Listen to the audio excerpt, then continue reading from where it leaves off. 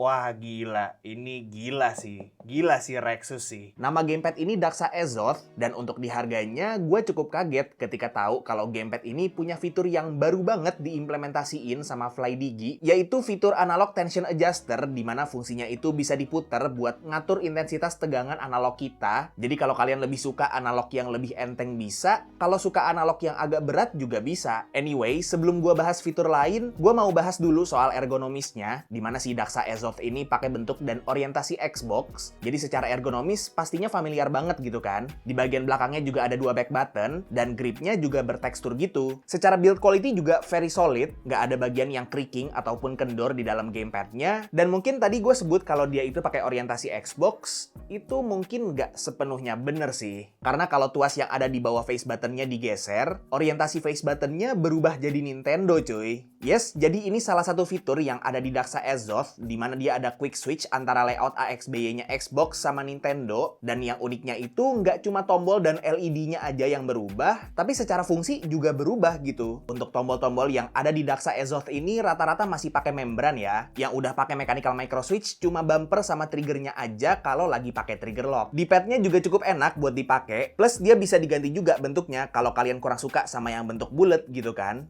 Untuk analognya juga dia udah pakai teknologi TMR, jadi secara teori harusnya lebih akurat dan anti-drifting dalam jangka panjang dibanding Hall effect biasa, dan lebih awet di baterainya juga. Dan triggernya seperti yang tadi udah gua bilang, udah bisa trigger lock, jadi bisa mode Hall effect, bisa mode micro switch juga. Tapi, gua ada notice nih, kekurangan yang lumayan fatal di trigger micro switch-nya ini ya, ketika kita udah trigger lock jadi trigger micro switch, itu kalau misalnya si triggernya ini nggak dipencet full gitu ya, nggak dipencet secara kuat sampai bawah, itu dia nggak bakal input cuy. Sisanya gua rasa standar aja sih ya. Kayak misalnya udah triple mode connection, kompatibel sama iOS, Android, PC, dan Nintendo Switch, polling rate-nya udah up to 1000 Hz, ada gyronya, baterainya sih cukup gede ya, di 1200 mAh, jadi harusnya bisa dapat playtime yang lumayan lama. Tapi dia juga ada charging dock-nya sih. Dock-nya juga ada tempat buat nyolok dongle, sama ada sistem auto on-off gamepad-nya kalau ditaruh dan diangkat dari dock. Jadi simple tapi cukup berguna sih. Mungkin ini satu hal yang disayangkan lagi dari si Daxa Azoth ini, dan sempat udah gua mention juga waktu gua nge-review yang Daxa Boryon kemarin ya, yaitu gamepad ini masih belum ada software-nya. Untuk gamepadnya sendiri, gua dapat info kalau harganya bakal ada di 600 ribuan, dan kalian bisa beli charging dock-nya secara terpisah di harga 70 ribuan. Kita ketemu lagi di video selanjutnya.